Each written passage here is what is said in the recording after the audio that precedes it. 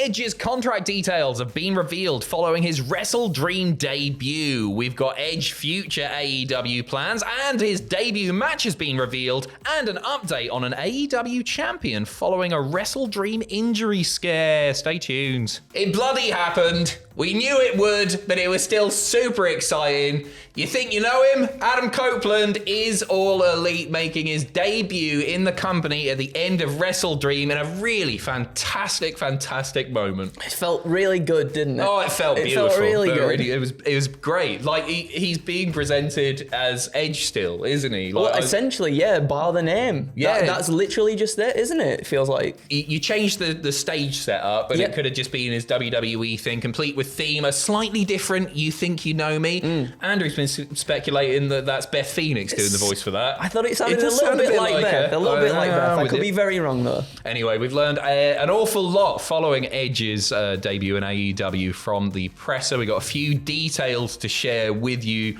right now. So, just in case you've not seen it yet, we'll run down what happened quickly. Christian being bloody horrible. They've taken apart the ring, which is really nice. It's a nice thing to do. The ring crew saves them a lot of time.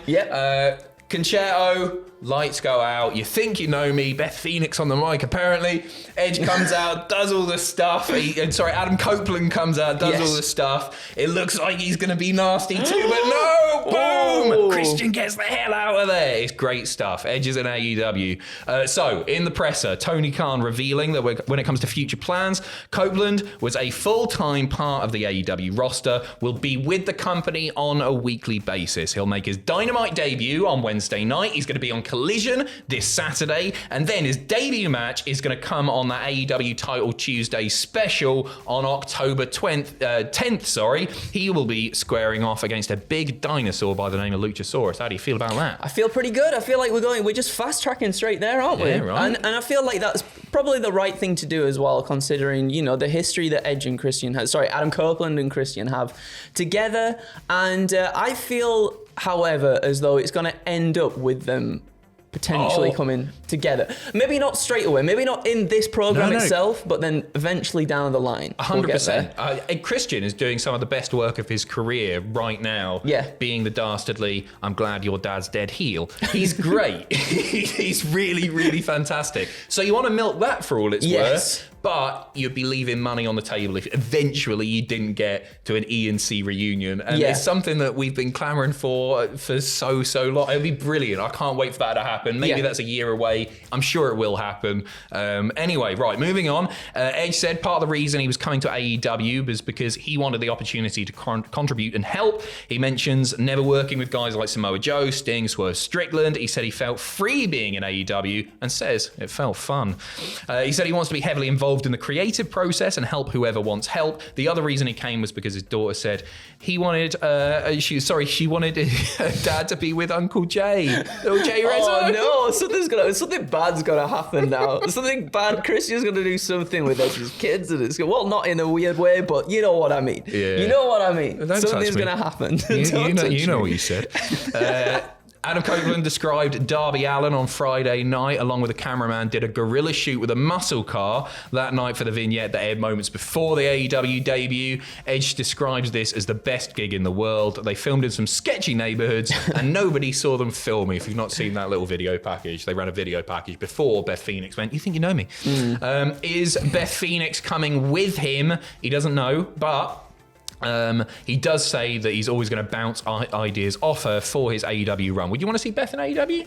Do you know what? I wouldn't mind it. I think she'd be a really good addition to the roster, especially the women's roster. I feel like it's always good to have, even with the men's roster there, with Adam coming in to the main roster to help, hopefully, younger talent and everything. I think Beth would be fantastic for younger women's wrestlers as well. Yeah, I agree. You've got a lot more veterans in the men's division than you do the women's division, so I think she'd be really, really handy. And you know what? All the stuff that she did with Edge in WWE most recently, I thought was really fun. Yeah, me too. Really enjoyed it, and she can still go for sure.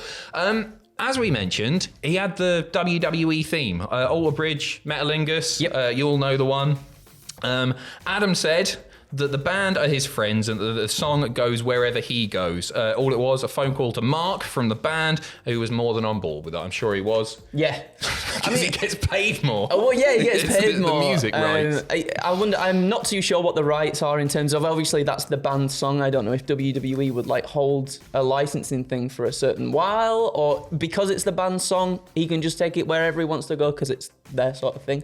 I don't really know how not me. The rights and stuff work there, but I think if Edge didn't have that, it wouldn't feel like Edge. I feel like I was wondering what they were going to do because I thought, oh, maybe they could get the rights. The Rob Zombie one. The Rob Zombie one, which people hate. I really love that. I like that one. I think it's a really good song. It's mint. Metalling is probably his better. I think that's the one he's more synonymous. Yeah, for known sure. for. The other thing he's brought with him is the Rated R Superstar nickname. So he's billed as on his All Elite graphic, the Rated R Superstar Adam Copeland.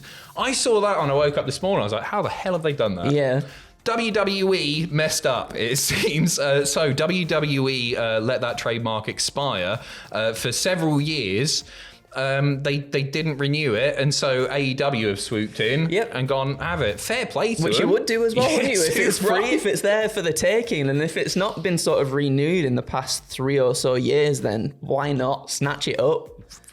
That's what a get that is. WWE have really sort of dropped the ball. That one's a weird one, isn't it? That one's a weird one because you would think with his return to the company that would just be like renew it, done. We're having that. Yeah, you can understand like Kenny Dykstra has expired. Should we renew that? How much is it? It's about $400.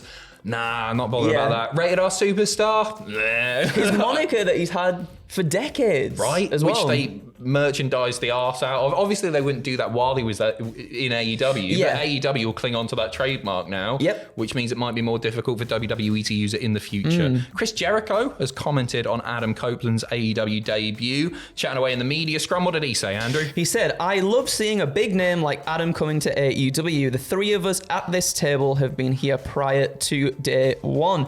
Jericho said he's known Adam since 1985 and says he loves wrestling. Jericho is confident Adam will do the best work he's ever done in AEW. That's a big claim, isn't it? That is a big claim. However, I feel like he very well could do. You come into a new company and there's many new talents, as he's mentioned before. You've got Samoa Joes and people like that, but you've also got some of the younger talents as well that I'm sure he absolutely can't wait to get stuck in and have matches with. Yeah, for sure. The thing with Edge is like when he came back and nobody expected him to come back. It was a great return at the Rumble because like nobody was expecting it. There hadn't really been too many rumors. Edge, in fact, had gone like, what did he say on Twitter? No, not happening, whatever it was. And then he came out and was like, gee.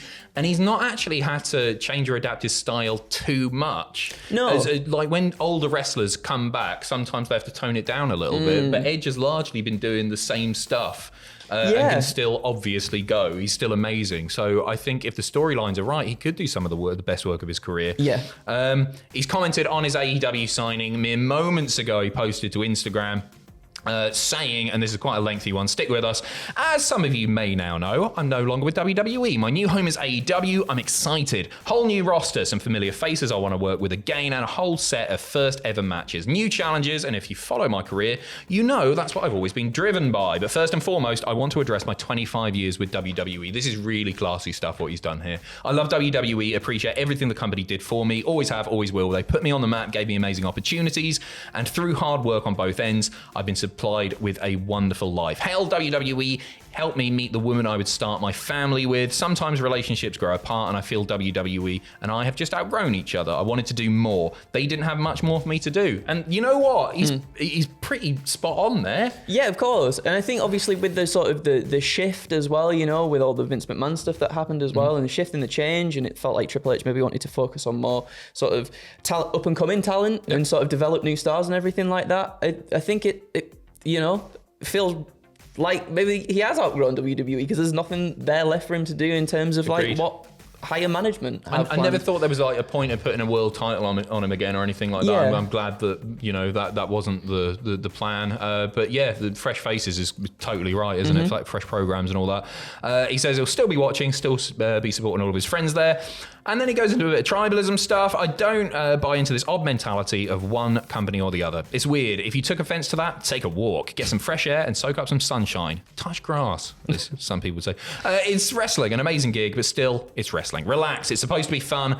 And it's just a segment of the fans, not most fans, and definitely not the performers. Within the industry, we all know more choices is better for everyone and pushes us all to be better. As a wrestling fan, which I still am, it's exciting that there's viable companies providing wrestling on national and worldwide platforms. If you're actually a fan of wrestling and not acronyms, then that should make you happy too. Spot on. I guess what I'm trying to say is this. If you've appreciated my work, you still can, no matter what the initials are, because I'll still be busting my ass every time I'm out there. This ride isn't over just yet, just trying to have fun like it should be, because trust me, I'll be having fun every time I'm out there in an AEW ring. Let's go! Let's go! Let's go! He says that. It's great. Just a really classy statement by Edge. It's always nice, because like sometimes people jump ship from one company to the other, then they forget about the opportunities that they've been afforded, the spotlight that's been shone on them. Edge is just a stand-up guy, isn't he? He certainly is. What a lovely fella. And finally, we're going to finish off bit of a quick update on a bit of an injury scare that you may have seen during WrestleDream. So during the four-way tag team match last night, Rey Fenix taken to the back what seemed to be medical reasons. Brian Alvarez from Wrestling Observer Radio offering the following update. Fenix deal was an injury angle to try and protect him for Wednesday, given that he's really banged up. Obviously, he's set to defend the AEW International title against Nick Jackson this week. What a mess they've unfortunately got themselves into with this thing. They've got the belt on a guy who is having to be protected on this sort of scale.